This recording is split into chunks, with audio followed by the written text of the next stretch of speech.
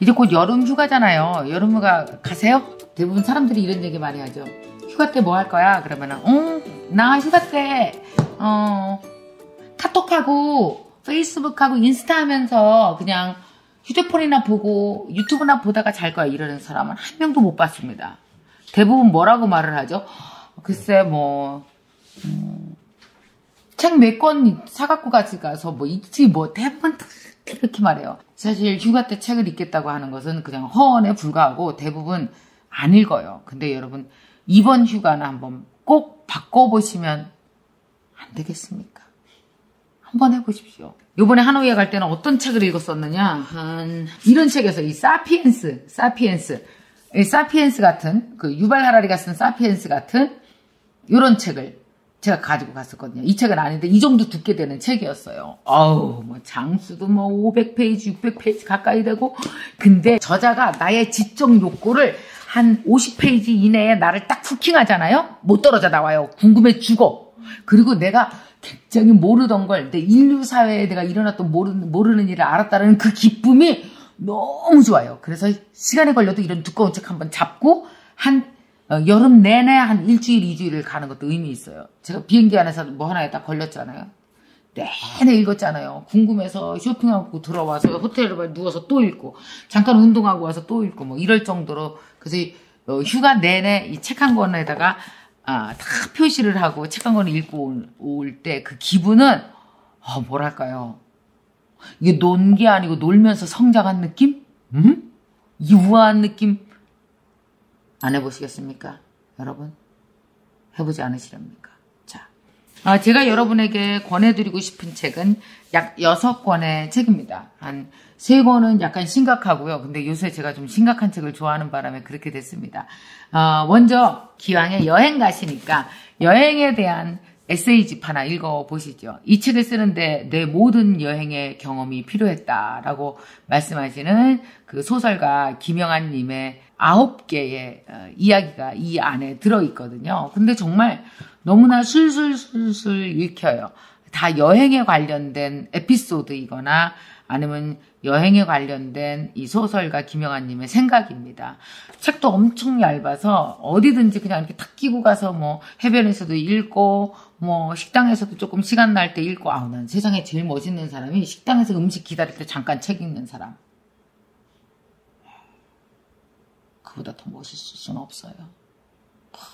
이 책은 아마 여행이 되게 타이트하게 스케줄이 잡혀 있는 분이라 할지라도 잠깐 차를 타거나 뭐 이러는 자리에서 충분히 읽을 수 있고 아마 또 내가 여행을 왜 하지? 여행 오길 잘했어. 여행할 때 이런 생각도 좀 해보면 어때라는 여러 영감을 받을 수 있는 책이기도 합니다. 그러니까 여러분 이 여행의 이유라는 김영하 소설가의 산문집을 여러분 꼭 읽어보시면 되게 좋을 것 같아서 제가 여러분에게 추천해 드립니다. 자, 그리고요. 두 번째 추천해 드리는 책은요. 조윤재 선생님이 쓰신 다산의 마지막 공부라는 책입니다. 저는 이 책을 언제 읽었냐 하면 올해 되게 초에 읽었었거든요, 이 책을. 이 책의 중점적인 부분은 뭐냐 하면은 그 인간의 공부에 대한 이야기가 많이 나옵니다. 그래서 어떻게 인간이 공부를 해야 되는지, 공부를 통해서 인간이 무엇을 얻게 되는지. 그래도 여러분 생각해보세요. 공부하면 그래도 다산 선생님 아니십니까? 먹민, 심사자, 야경 이렇게 외우기만 했지 실제로 인간적으로 정약용 선생님을 만나본 사람은 또 그렇게 많지 않을 거라는 생각이 드는데 또 여기서 이렇게 공부라는 하나의 컨셉으로 정약용 선생님을 만나는 건 정말 멋있는 일이었어요. 제가 만약에 그 시대로 돌아간다면 제가 조선시대에 반드시 만나고 싶은 분 중에 한 분이 정약용 선생님입니다. 또 박지원 선생님도요. 다 선생님이라 할게요.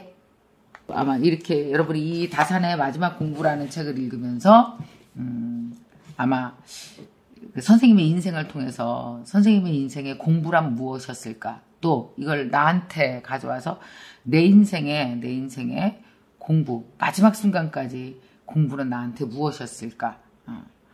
생각을 한번 해볼 수 있을 것 같아요. 아마 정약용 선생님이 마지막 순간까지 손에서 책을 놓지 않고 공부를 했던 것은 선생님이 이런 얘기를 하셨었거든요. 이런 말이 있어요. 돌아다 보니 나의 생은 헛돈 게 아닌가 하니 삶이 다하는 순간까지 스스로 그 빚을 갚고자 한다. 지금부터 마지막 순간까지 마음을 다스리는데 온 힘을 다함으로써 그간의 공부를 신경으로 매듭 짓고자 한다. 마지막 순간까지 공부를 마음을 다스리는 도구로 하셨고 그렇게 선생님을 우리는 이 책을 통해서 또 배울 수 있을 것 같아요. 공부라는 경지가 사람에게 어떤 영향을 미치고 무엇인지를 알 수 있는 책이거든요. 그래서 정말 이 책은 또 다산의 마지막 공부 한동안 베스트셀러였던 책인데 이렇게 또 하드커버로 멋있게 나와서 책 좋습니다. 책 좋아요. 자, 그렇다면 여름에는 무슨 소설? 소설은 소설인데 무슨 소설? 근데 여러분 추리소설 읽으면요 머리가 맑아지지 않나요? 아 진짜 추리하느냐고 정신이 하나도 없어. 그리고 어렵다. 마치 무슨 묘한 퍼즐 맞추는 것처럼 추리소설은 한번 손으로 잡으면 내려놓을 때까지 여기서 빠져나올 수가 없습니다. 그리고 내려놓을 수도 없습니다. 그렇게 내려놓을 수 없는 바로 봉제인형 살인사건이라는 책이거든요. 신체의 6부위를 깨면서 이어붙인 시신 한 구가 발견되었다. 각 신체 부위는 서로 다른 사람의 몸을 가져온 것이므로 희생자는 총 6명이다. 이럴 때 7명이다 그러면 더 무서워. 하나 어디로 간겨. 진짜 사람들은 이를 봉제인형 살인사건이라고 부른다. 그러나 6명의 희생자가 누구인지 그들의 공통점은 무엇인지에 대해 어떠한 단서도 없다. 이게 중요한 거예요. 단서가 없어야지 추리지. 수사가 미궁에 빠질 무렵 또 한편 다른 편지 한 통이 울프 형사에게 전달된다. 편지에는 또 다른 6명의 이름과 날짜가 적혀있다. 뭐야 이놈. 그럼 또 살인하려고 그러는 거죠. 런던 경찰이 봉제인형 살인사건들의 희생자를 추적하는 과정에서 그 누구도 상상할 수 없는 엄청난 비밀이 드러난다. 만약에 여러분요 책에 대해서 별 관심 없어요. 근데 책이라는 종류, 이렇게 내 손에 이렇게 페이퍼가 닿는 느낌, 이걸 한번 연출을 해보고 싶다 하시는 분들은 소설로 시작하십시오. 근데 소설로 이번 여름을 지내시면 또 여름에 오싹하잖아요. 더위에 추리소설 읽으면요 땀이 나는지 몰라요. 자기가 여기에 너무 빠져들어서. 왜 이열치열이라고 하는 게 뭐겠습니까? 결국은 열정적인데 더 열정적인 걸 하면은 그 더위가 날아간다는 뜻이 아니겠어요? 그리고 여러분 이제 무서운 책을 소개해 드릴 테니까 뭐 이거는 굳이 여러분이 읽으시려면 읽으시고, 저라면 한번 여름이가 한 일주일 된다면 일주일 내내 너무 빨리 읽는 책보다는 또 한 권의 책을 시도하고 싶은 책, 뭔가 지적인 욕구가 허기가 졌을 때가 있잖아요. 지적으로 허기가 졌을 때 한번 잘 채우고 싶을 때 읽는 책으로 3권의 책을 지금 좀 빠르게 소개해 드릴 거예요. 한 개는 총균세라는 책입니다. 여러분 이거 아시죠? 제가 이 책 언제 소개해 드렸어요? 저번 북드라마 때 초예측할 때 이 총균세라는 책에 대해서 잠깐 언급한 적이 있습니다. 이 책을 쓰신 제레드 다이아몬드는 정말 유명하신 분이죠. 그러니까 이 책은 인류 문명에 대한 지식들을 인류는 어떤 식으로 지금 발전되어 온 거지 이거요. 어떤 식으로 무너졌지? 힘은 어떤 식으로 인류에게 작용되어졌지? 지금 국가라는 개념은 어떻게 해서 생기게 된 것이지? 그러니까 뭐냐면 우리 뭐 인종, 민족 뭐 이런 것에 대해서 어떤 기존의 인류 발전에 대한 기존 개념을 뒤집는 정말 새로운 문명 생성 보고서라고 얘기합니다. 이 책은 이렇게 소개를 하고 있어요. 인류 문명의 수수께끼를 새롭게 풀어쓴 운명 발달사의 현대적 고전이다. 왜 각 대륙들마다 문명 발달의 속도가 차이가 생겨났을까? 왜 원주민들은 유라시안인들에게 도태됐지? 이것도 너무 궁금하지 않아요? 사실 이런 거는 누구한테 물어봐도 몰라요. 결국 이거는 이렇게 이 분야에 대해서 연구하시는 누군가가 일생을 통해서 역작을 만들어내지 않으면 우리는 그거에 대해서 알 수가 없죠. 책이 진짜 싼 거예요. 45,000원. 가치가 있죠, 여러분. 가치가 있죠. 저는 총균세를 되게 오래전에 읽었어요. 그래서 사실은 머릿속에 남은 것도 있고 없는 것도 있지만 그 느낌은 남아있고 그리고 이것으로부터 내 사고가 상당히 많이 발전하고 많이 수정되었다라는 걸 제가 기억하거든요.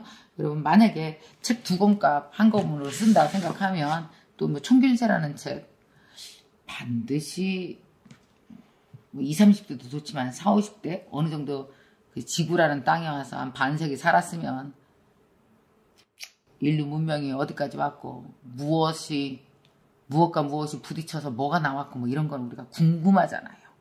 그러니까 좀 알아야 될 것 같아요. 이것 좀 한번 여러분 한번 읽어보시면 좋을 것 같고요. 또 제가 이 책도 그때 소개하지 않았었나요? 초예 책 소개하면서 유발 하라리의 사피엔스. 완전 필독서. 이거 너무나 읽어야 되죠. 이거는 정말 뭐냐면 여러분은 인간이라고 부르십니까? 인류라고 부르십니까? 사람이라면 읽어야 되는 책이 아니고요. 이 땅의 인류라면 인류학적 사고를 한 번은 가져야 되기에 한 번은 접근해야 되는 책이라고 생각됩니다. 웬만한 사람들 많이 읽었을 것 같기는 한데 그래도 안 읽은 사람이 있을 거예요. 이 책은 언제 나왔냐면요. 꽤 됐죠. 이 책 나온 지 벌써 몇 년이야. 그때 한참 사서 읽었을 때가 언제야. 2015년에 1세가 발행됐으니까요. 벌써 되게 꽤 된 책입니다. 2015년에 1세가 나왔거든요. 그러나 이거는 뭐 몇 년이 지나도 이거는 완전히 우리가 알아야 되는 상황이 그 몇 년 사이에 변하는 게 아니거든요. 수백 년 동안의 생각, 수천 년 동안의 생각을 인류에 대한 생각, 인류에 대한 어떤 해석을 해박한 지식을 가지고 쓴 책이기 때문에 저는 개인적으로 유발 하라리 좋아해요. 나는 확실하고 깔끔해서 좋아요. 어떤 분은 뭐 그것 때문에 좀 그러긴 하지만 저는 되게 마음에 들어요. 유발 하라리. 완전 천재고 전 진짜 내가 좋아하는 작가입니다. 자, 그 다음에 이 책은 누가 쓰셨냐면 조던 피터슨이 쓴 책인데요. 저는 이 책을 어떻게 만나게 됐냐면 우리 딸이 우리 큰애가 엄마 이 책 완전 좋아 읽어봐. 그리고 지가 이 책을 샀대요. 그러면서 나한테 이 책을 읽어보라고 저한테 권해준 책이에요. 꽤 됐어요. 이것도 올 초죠. 여기 12가지 인생의 법칙이라고 되어 있는데요. 뭐 법칙 첫 번째는 어깨를 펴고 똑바로 서라. 두 번째, 당신 자신을 도와줘야 할 사람처럼 대하라. 너 자신을. 그 다음에 또 세 번째, 당신에게 최고의 모습을 기대하는 사람만 만나라. 뭐 또 어떤 법칙은 세상을 탓하기 전에 방부터 정리해라. 너무 촌철살인이야. 야, 세상 탓하기 전에 네 방이나 치워. 쉬운 길이 아니라 의미 있는 길을 선택하라. 적어도 거짓말을 하지 마라. 분명하고 정확하게 말해라. 아이들이 스케이트보드를 탈 때는 방해하지 말고 내버려 둬라. 마지막 멋있습니다. 길에서 고양이와 마주치면 쓰다듬어 주어라. 뭔가 있을 것 같지 않으세요? 그래서 12가지 인생의 법칙. 이 책도 올해가 가기 전에 책 읽을 거 너무 많아요. 그죠? 읽었으면 좋은 책. 자, 여러분은 어떤 책을 한 권 선택하고 싶으십니까? 전시를 지금부터 좀 하겠습니다. 어떤 책을 선택하고 싶으십니까? 자, 얘기해보세요. 12가지 인생의 법칙. 그게 끌려요? 오호, 사람마다 다 내가 이렇게 소개하면 다르게 반응하는구나. 선생님은 뭐 읽으실래요? 총균세. 총균세 읽으시겠어요? 총균세? 마음에 들어? 윤미 팀장 뭐 읽을래요? 저는 사피엔스요. 사피엔스 읽으시고. 되게 상당히 어렵고 지적인 걸 다들 선택하고. 봉제인형 안 끌려요? 안 땡겨? 그래요? 그럼 저는 그동안 너무 머리 아픈 걸 많이 읽었기 때문에, 북드라마 때문에. 그럼 저는 봉제인형 살인사건으로 가서 요걸 읽도록 하겠습니다. 이번 여름에. 근데 이거 하나만 갖고는 저는 금방 다 읽어. 그러니까 또 뭐 읽을까? 좀 긴 거 하나 읽어봐야 되겠다. 저 여기서 제일 두꺼운 거 한번 읽어서 이해해야 되겠습니다. 총균세 한번 다시 읽는 걸로. 총균세. 과거에 읽었던 총균세를 한번 더 읽는 걸로 이렇게 하겠습니다. 자, 여러분.